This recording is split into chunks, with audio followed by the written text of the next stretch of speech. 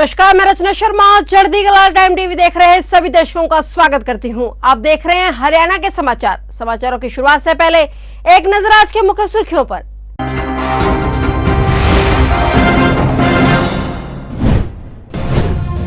केंद्रीय मंत्री भूपेंद्र यादव ने ली भाजपा कार्यकारिणी की बैठक। 30 मई से लेकर 21 जून तक कार्यक्रम किए जाएंगे आयोजित।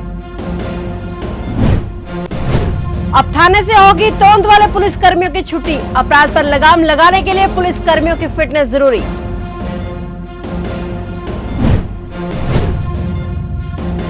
पूर्व सीएम भूपेंद्र सिंह हुड्डा आज रोहतक दौरे पर। 4 दिन अपने हलके के 7 गांवों में करेंगे जनसभाओं के जरिए हुड्डा लोगों से करेंगे मुलाकात।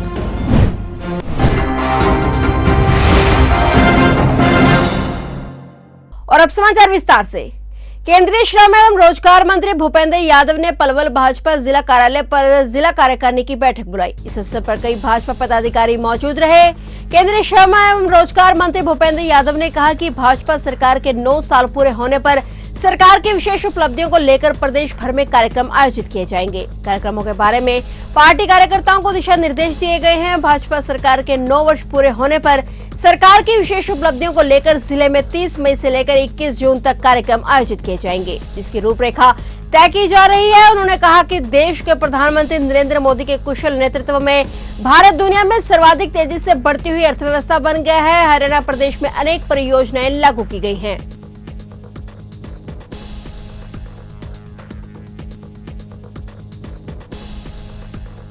हरियाणा पुलिस के अधिकारियों और कर्मचारियों के फिटनेस को ध्यान में रखते हुए गृह मंत्री अनिल विज ने गृह विभाग के अतिरिक्त मुख्य सचिव को लिखित निर्देश जारी किए हैं कि जिन पुलिस कर्मियों का वजन बढ़ गया है और लगातार समय के साथ बढ़ता ही जा रहा है, उनका तबादला पुलिस लाइन में किया जाए। इस संबंध में गृह मंत्री अनिल विज ने एक लिखित निर्देश गृह विभाग के अतिरिक्त मुख्य सचिव को जारी किए हैं, ताकि जिन पुलिस कर्मियों का वजन बढ़ गया है और लगातार समय के साथ बढ़ता जा रहा है, उनको व्यायाम के माध्यम से फिट किया जा सके और उसके बाद ही उन्हें ड्यूटी पर लगाया जा सके। गृह मंत्री विज ने गृह विभाग के अतिरिक्त मुख्य सचिव को लिखित निर्देश में कहा कि अक्सर ये देखा गया है कि पुलिस विभाग में कई पुलिस कर्मियों का वजन ज्यादा हो गया है और समय के साथ साथ उनका वजन और अधिक बढ़ता जा रहा है। उन पुलिस अधिकारियों और कर्मचारियों की फिटनेस बनाए रखने के लिए उन्हें पुलिस लाइन में ट्रांसफर किया जाए और जब तक वे ड्यूटी के लिए फिट नहीं हो जाते तब तक उनसे व्यायाम करवाया जाए। उल्लेखनीय है कि अपराध पर लगाम लगाने के लिए पुलिस कर्मियों की फिटनेस बहुत जरूरी है। इसी को मद्देनजर रखते हुए यह निर्देश दिए गए हैं ताकि राज्य को अपराध मुक्त किया जा सके।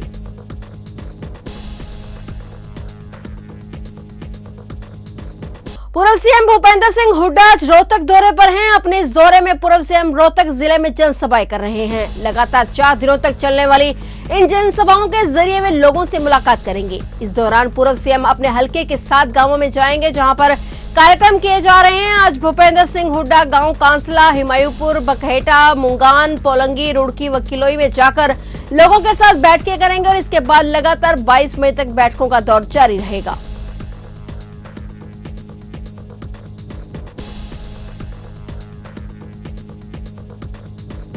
दिल्ली के जंतर मंतर पर बैठे पहलवानों के धरने का 27वां दिन है। खापो द्वारा महापंचायत कर सरकार को दिए गए अल्टीमेटम के अब सिर्फ 2 ही दिन बचे हैं, लेकिन अभी तक किसी की गिरफ्तारी नहीं हुई है। ऐसे में 21 मई के बाद इस धरने व आंदोलन को बड़ा रूप दिया जा सकता है। बता दें कि इंटरव्यू में बृजभूषण ने खिलाड़ियों को लेकर कई तरह की बातें कही हैं। बृजभूषण ने खिलाड़ियों के मेडल लौटाए जाने की बात पर कड़ी टिप्पणी की है। उन्होंने कहा कि मेडल की कीमत तो 15 रुपए है, अगर वापस करना ही है तो करोड़ों रुपए का नगद पुरस्कार करें। उन्होंने कहा कि जो पैसा फेडरेशन सरकार जनता ने उन्हें दिया है, गांव-गांव में मान सम्मान हुआ है जिसकी कीमत कई करोड़ रुपए है, वे वापस करें तब मेडल वापस माने जाएंगे। उन्होंने कहा कि इस खेल की बदौलत नौकरी मिल गई है, मेडल लौटा भी देंगे तो क्या होगा, सारा पैसा ब्याज सहित वापस लौटाए। वहीं पहलवानों के मेडल को 15 रुपए का बताने पर इस पर साक्षी मलिक ने ट्वीट किया है। उन्होंने लिखा कि गुड्डे गुड़िया से खेलने की उम्र से अखाड़े की मिट्टी को दोस्त बनाया, जिस मेडल को 15 रुपए का बताया उसके लिए अपना सब कुछ कुर्बान कर दिया। शर्म की बात है कि हमारे देश में चैंपियंस का ये हाल हो रहा है। उन्होंने कहा कि मैंने ये मेडल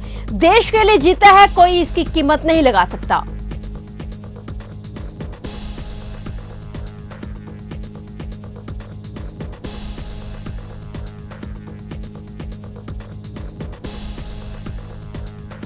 आने वाले चुनावों की तैयारियों को लेकर हरियाणा के उप मुख्यमंत्री दुष्यंत चौटाला ने कहा है कि जेजेपी प्राथमिकता के आधार पर राजस्थान में संगठन को मजबूत करने पर फोकस कर रही है और राजस्थान में विधानसभा चुनाव के मद्देनजर पार्टी जल्द वहां संगठन का विस्तार करेगी। उन्होंने कहा कि राजस्थान से 2 बार विधायक रह चुके जेजेपी राष्ट्रीय अध्यक्ष डॉक्टर अजय सिंह चौटाला के समय के पुराने साथियों को वहां अहम जिम्मेदारियां दी जाएंगी और जल्द ही पदाधिकारियों की नियुक्तियों की घोषणा की जाएगी। डिप्टी सीएम ने यह भी कहा कि हरियाणा विधानसभा और देश में लोकसभा के चुनाव साल 2024 में होने हैं, लेकिन इससे पहले राजस्थान में विधानसभा के चुनाव होंगे और इसलिए अभी से ही पार्टी वहां संगठन मजबूती पर प्राथमिकता के साथ काम कर रही है। डिप्टी सीएम ने यह भी कहा कि कर्नाटक विधानसभा चुनाव परिणाम का हरियाणा में कोई असर नहीं पड़ेगा, लेकिन हरियाणा के विधानसभा चुनाव से पहले राजस्थान, मध्य प्रदेश, छत्तीसगढ़, झारखंड और लोकसभा चुनाव के परिणाम का असर जरूर प्रदेश में देखने को मिल सकता है।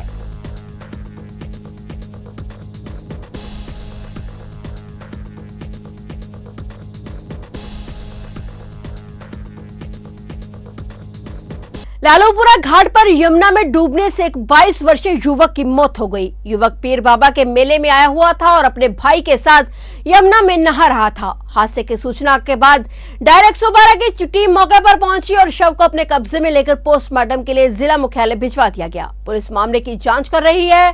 जानकारी के मुताबिक यूपी के रुड़की का रहने वाला 22 वर्षीय हर्षित अपने परिवार के साथ लालूपुरा घाट पर पीर बाबा के मेले में आया था, जहां पर पूजा अर्चना के बाद हर्षित व उसका भाई यमुना में नहाने के लिए उतर गए, लेकिन गहराई होने के कारण दोनों ही युवक डूबने लगे। आसपास के लोगों ने दोनों युवकों को डूबते हुए देखा तो यमुना में छलांग लगा दी। हर्षित के भाई को तो सुरक्षित बाहर निकाल लिया गया, लेकिन हर्षित को बाहर नहीं निकाल पाए। यमुना में ग्रामीणों ने सर्च ऑपरेशन चलाया और करीब 1-1.5 घंटे बाद हर्षित को पानी से बाहर निकाला।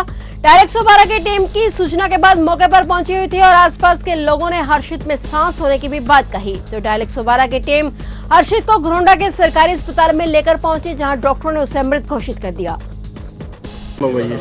हमारे को इवेंट मिला जी करीब 2-2:15 बजे। अगवे नहर जमुना में डूब के एक बंदा मर गया, यानी 2 बंदे डूबे हैं।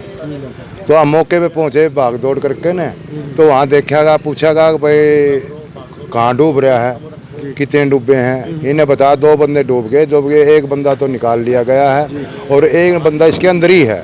ये 1-1.5 घंटे बाद ये मिला, ढूंढते ढूंढते गांव वालों ने निकाला है। तो निकालते ही ने बोला भाई इसमें सांस चल रहा है, तो हम इसको अपनी गाड़ी में ही लेकर न भाग दौड़ करके न इसको हॉस्पिटल तक पहुंचाया है। ये रुड़की का रहने वाला है, अर्षित इसका नाम बताया गया है। ये ऐसा होगा मेरा है 25-30 साल का है। घटना कहाँ की है ये लोकेशन? ये लोकेशन है लालूपुरा घाट पीर बाबा की। जी, वहाँ पर पहले भी हादसे हो चुके हैं इस तरह? हाँ, पहले भी बताते हैं हादसे होते रहते हैं। ये भी वहाँ पक्का घाट तो है नहीं, कच्चे घाट है। पब्लिक नहाने के लिए बढ़ जाती है।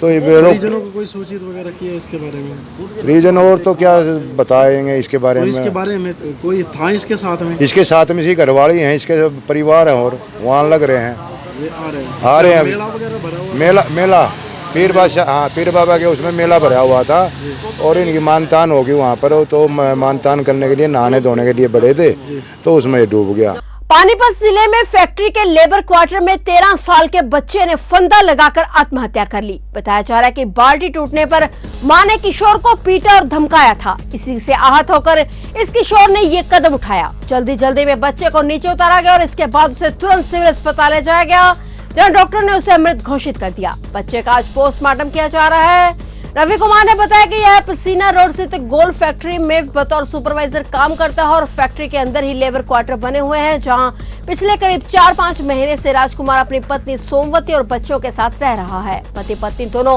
फैक्ट्री में ही काम करते हैं। सोमवती जब काम कर वापस कमरे पर लौटी तो अचानक चीखने लगी, जिसकी चीख पुकार सुनकर मौके पर सभी पहुंचे तो देखा कि फंदे पर उसका 13 साल का बेटा राहुल लटका हुआ है। देश की राजधानी दिल्ली को हरियाणा, पंजाब और राजस्थान से जोड़ने वाले रेलवे ट्रैक पर स्थित बहादुरगढ़ रेलवे स्टेशन की काया पलट होने जा रही है। अमृत भारत योजना के तहत इस रेलवे स्टेशन को एयरपोर्ट की तर्ज पर विकसित किया जाएगा। जिस तरह से एयरपोर्ट तमाम सुविधाओं से लैस होता है, उसी तरह इस रेलवे स्टेशन को भी भारतीय रेल विकसित करने जा रहा है। अमृत भारत योजना के तहत करोड़ों रुपए खर्च कर बहादुरगढ़ रेलवे स्टेशन को नया रूप देने की तैयारी शुरू हो चुकी है। इसके लिए अधिकारी सर्वे भी कर चुके हैं और जल्द ही यहां पर काम शुरू हो जाएगा। राजधानी दिल्ली से सटा हरियाणा का Bahadurgarh railway station Delhi Rohtak railway line पर स्थित पहला रेलवे स्टेशन है। आने वाले दिनों में बहादुरगढ़ रेलवे स्टेशन का यहां से होकर गुजरने वाले यात्रियों को एक नया रूप ही देखने को मिलेगा।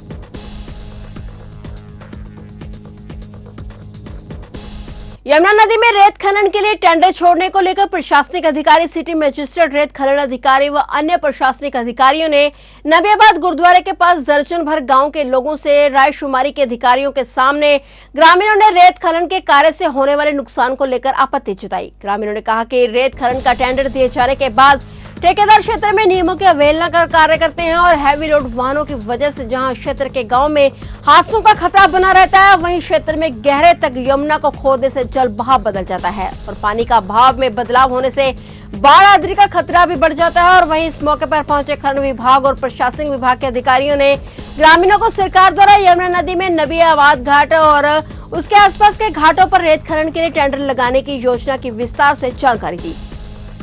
मैंने अभी आपको बताया सर, ये हमें जो माइनिंग की तरफ से जो गाइडलाइन है वो हमें 3 मीटर की गाइडलाइन है, जिसमें हमें 3 मीटर में काम करना, बफर जोन छोड़ के हमें इसमें काम करना। आगे भी किसानों से बातचीत होगी इस दौर के लेकर? बिल्कुल होगी, एक बार नहीं 1000 बार होगी जी। जब तक सहमति नहीं हो गई तब तक हमको यहाँ पे ऐसा धक्का तो करना ही ना, अपने को लड़ना, अपने को व्यापार करने के लिए आई है। सरकार ने हमें ठेका दिया है, जो मुआवजा सरकार निर्धारित करेगी वो सरकार का मुआवजा हम लोग काश्तकार को देंगे, तभी इनकी जमीन में काम करेंगे। ठीक है, थैंक यू। फरीदाबाद में पिता ने हैवानियत की हदें पार कर अपने ही 2 मासूम बच्चों को मौत के घाट उतार दिया। बता दें कि यह दिल दहला देने वाली घटना सीकरी पुलिस चौकी इलाके की है, जिसमें आरोपी बाप को पुलिस ने गिरफ्तार कर आगे की कार्रवाई शुरू कर दी है। घटना की सूचना मिलने के बाद पुलिस ने बच्चों के शवों को कब्जे में लेकर पोस्टमार्टम के लिए फरीदाबाद के सिविल अस्पताल बादशाह खान की मोर्चरी में रखवा दिया है। मृतक बच्चों में बड़ी बेटी मृतका बिंदु की उम्र 5 साल है और बेटे निक्की की उम्र 4 वर्ष है। पुलिस के मुताबिक आरोपी पिता ने दूसरी शादी की थी और ये दोनों बच्चे पहली पत्नी से थे, जिसकी मौत हो चुकी थी। इन्हीं दोनों बच्चों को लेकर इसका दूसरी पत्नी से लगातार झगड़ा होता था और इसी बात को लेकर आरोपी पिता ने दोनों बच्चों को कुएं में फेंककर मौत के घाट उतार डाला।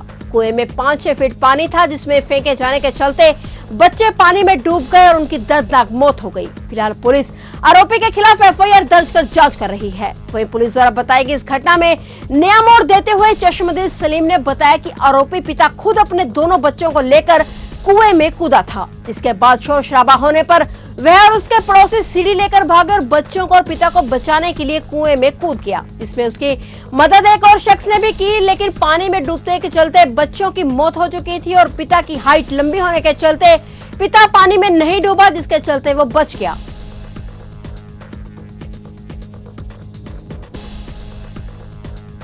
एशिया की सबसे बड़ी और पुरानी कपड़ा मार्केट की समस्याएं भी सबसे पुरानी हैं, जिनमें से एक है लटकती हुई बिजली की तारें, जो आजकल दुकानदारों के लिए जी का जंजाल बनी हुई हैं। पर अभी तक दुकानदारों को उनकी समस्या का कोई भी हल नहीं मिला है। दुकानदारों का कहना है कि आज तक उन्होंने ऐसा कोई सरकारी विभाग नहीं छोड़ा जहां उन्होंने अपनी समस्या ना रखी हो, पर उन्हें हर जगह से आश्वासन ही मिलता है।